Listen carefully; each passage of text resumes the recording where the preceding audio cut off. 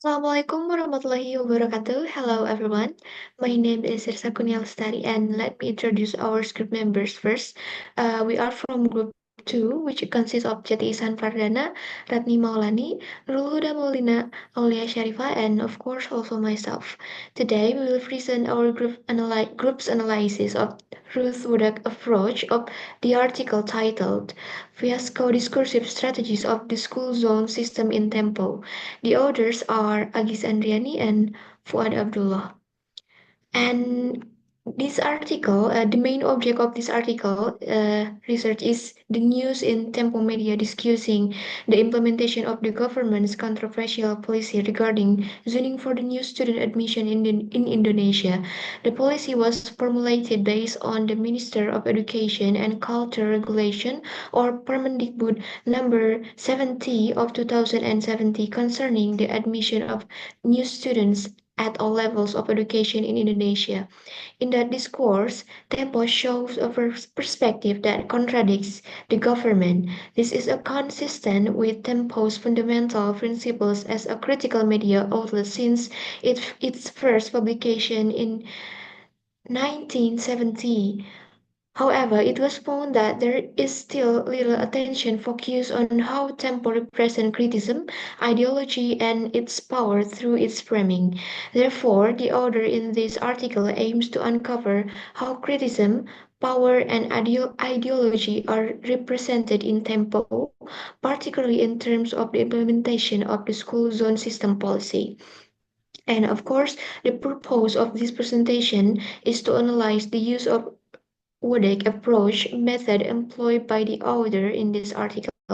The author uses a method that aligns with the main object of the research, emphasizing the context and history of temple media.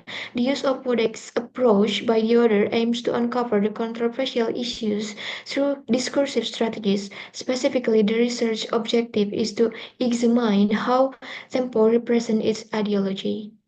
And the next is a review of Wodak's approach.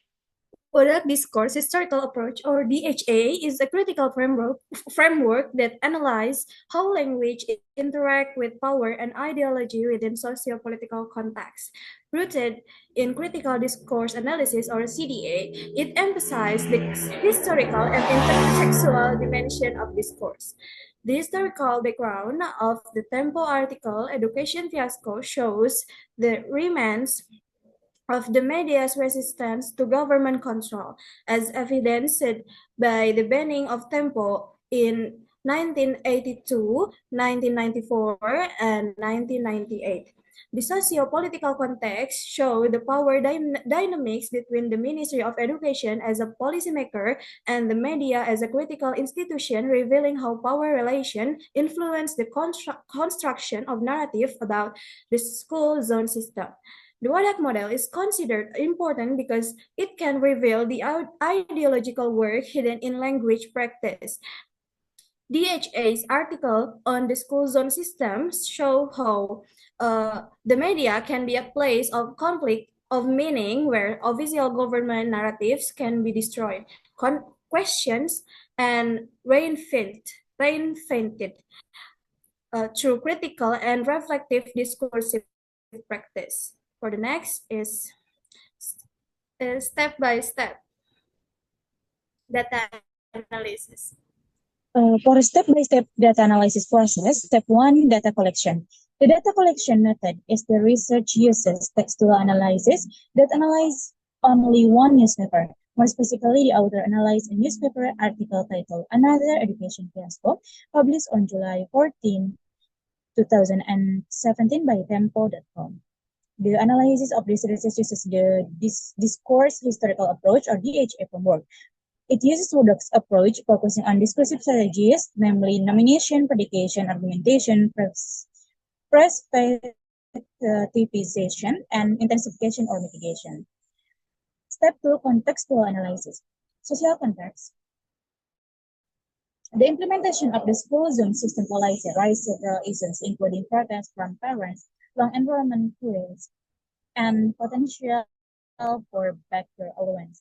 This issue led to social tension in the community, such as unequal access to quality education and distrust of institutional transparency. The second, cultural context. Indonesia is a country whose policies are framed within the ideology of Pancasila, which emphasizes social justice and equality. A text entitled Another Education Fiasco, published by Tempo, criticized the mismatch between the ideals and the implementation of the policy, arguing that the policy actually exacerbates inequality. In addition, the system in private school for separate pupils underscores the failure to over some elite institution prioritizes academic quality and reputation over inclusivity. And the next historical context. Education in Indonesia developed through a long history from the time of the Sriwijaya Kingdom to the millennial era. During this time, Indonesia's education was under a policy regulation by the Ministry of Education and Culture, where every citizen has required to study for 12 years, including 6 years of elementary school and 3 years of junior and high school levels. In addition, type of media outlet that has held the principle of being critical media since is established in 2017. 1000. The eradication of tempo explained the implementation of this principle and its critical attitude towards the government policies. Then its revival is aligned with the democratization of Indonesia, which emphasized freedom of speech as a pillar of democracy. Step 3, discourse analysis. This study employs Wodak discourse historical approach, or DHA, to dissect these two subcategories into political. The key structure analysis including first one, nomination. From nomination. The first one is nomination. Nomination examines how social actors, intuition, or phenomenon are labeled or named. Tempo is nominated as a political media and positioned as a position to the government. This label is an independent watchdog entity. Muhadirin Effendi is nominated by his official role as Education and Culture Minister, framing him as a representative of the government and its policies. The school change system is named as a policies, positioning it as the contestant issue. The second one is predication. Predication involves attributing specific qualities, characteristics, or features to social actors, object, or phenomenon. Education Minister Muhajirin Effendi is possibly framed through intentional accolades and traits like loyalty, competence, and honesty. Legitimation as an auxiliary regret, however, his policies are negatively predication via lexical choice, like victims, protest, insufficient socialization, and unprepared school.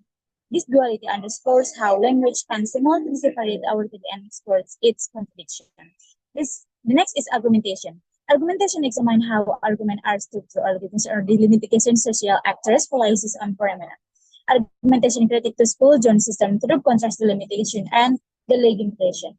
In paragraph 8, the writer eliminates default phrases in terms such as promoting equality and reducing traffic congestion. This frames regulation as rationally justified and socially responsible. In addition, they blaming poor implementation, not the policy itself. However, the paragraph 9 legitimizes by demanding immediate cessation and primary education as a long-term process, not a conjuring trait. The next is perspectivication. Structuring this course to program specific field students while marginalizing others. Tempo perspectivity while the government voice is absent. The use of academic sources frames the discourse within scholarly legitimacy, sidelining potential counter-arguments. Tempo adapt a victim-centered perspective, quoting parents and students, and humanize the policy's failure. The grammar permanence point is present through official statement, but critique as a detachment from ground realities. The next is intensification or mitigation. Intensification or mitigation, softening or emphasizing certain elements to manage accountability. Intensification, including tempo's critical tense, intensifies to phrases like highest insight, intellectual discipline process, and universal values, applying its legitimation. Mitigation, including the government's inconsistencies, is implied rather than directly accused, like requests for consistency, avoiding confrontation. Step 4, ideological analysis. Tempo is a media that has democratic ideology. Principle as media that is critical of government policies. Tempo media implements the right to freedom of speech and social justice for all people. The use of inclusive pronouns we shows that they attempt to engage with readers framing the government's action as harmful. Tempo emphasize equitable access to education, arguing that the policy exacerbates inequalities despite its ultimate goal of equality. Step 5, Interpretation of findings. Language is a tool used by the temples, framing the Higgs zoning system policies as an educational fiasco. This is done through the use of negative diction and represents to negative impact in my heart. The critical discourse analysis, the Wodak approach, is used as an approach to see how power and religion are reproduced through language and communication. In this context, Tempo has a mass media has the power to influence opinion public toward the zoning system through the way they present news or information as well as the social change that can occur in relation to implementation of the policies. And the next step, example from the article. Okay, for the example from the article, the first data collection. The authors using Wodak's approach, focusing on discursive strategies that involve nomination, prediction, and argumentation to identify the critically ideology and power in the text published by Tempo.com on Friday, July 14, 2017, titled Another Fiasco Education, to analyze the article. The data was collected using qualitative method, namely textual analysis. And second is discourse analysis, discursive strategies. The first is nomination strategies. This article examines the government policy of the school zone system. The author states that this policy resulted in different arguments between the government and Temple. The government states that the policy supports the people, but on the other hand, Temple states that the government states that the policy supports people, but on the other hand, Temple states that the school zoning system provides support from the negative side for the community, especially for students. For example, in Bekasi Senior High School, there was a long queue for parents who protest to register their kids to the school.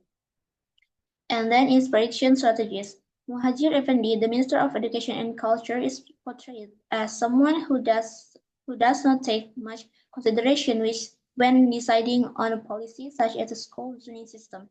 The system creates complex problems in the community, such as long school enrollment queue, parents' protests due to the backdoor allowance, the lack of socialization by the local education office, the experimental nature of the policy, officials who do not have the ability to handle the school enrollment system, schools that are not ready for the zoning system, and the inappropriate timing of enrollment. And then it's argument strategies. The school zoning system policy provides benefits such as students who get good grades, not attending private schools, and reducing traffic congestion.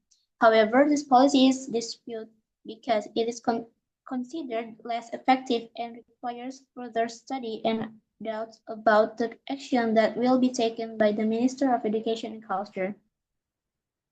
And next is perspectivization strategies. Tempo positions itself as a critical media. In this article, Tempo is on the side that opposes the government's policy.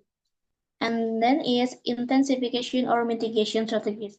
The use of language in the title of Fiasco Education illustrates Tempo's negative view of the government policy on the school zoning system. Criticism of the government's short-lived policy is fast-paced. And then is textual analysis. The study analyzed various of text, including policy document that is the school zone system policy. This policy was formulated based on the Minister of Education and Culture Regulation, or Permendikbud number 70 of 2017 concerning 17. Okay, the next is textual analysis. The study analyzed various of text, including policy document that is the school zone system policy.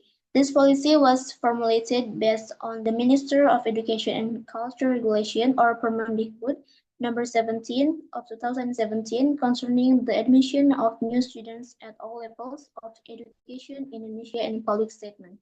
And the last is social practice. School zone system indicate unequal access to quality education for marginalized students' communities. And the next is conclusions. Alright, and last is conclusion.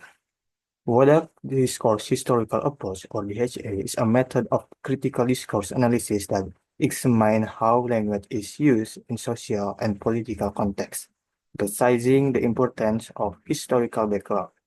It focuses on how discourse construct power, ideology, and identity by analyzing multiple texts and identifying strategies such as naming, attributing qualities, and presenting perspective.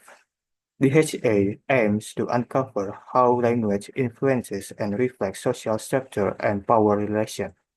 This research explores how Tempo magazine presents the school zoning system in Indonesia using Wodak's discourse historical approach. It highlights that how various stakeholders use language to shape public opinion, revealing underlying power dynamics and ideological position. The study showed that discourse play a key role in supporting or challenging education policies. The HA offer a deeper understanding of how historical and political context influence media narrative. And that's the end of our presentation. Thank you for your attention. Wabillahi taufiq wal hidayah. Wassalamualaikum warahmatullahi wabarakatuh.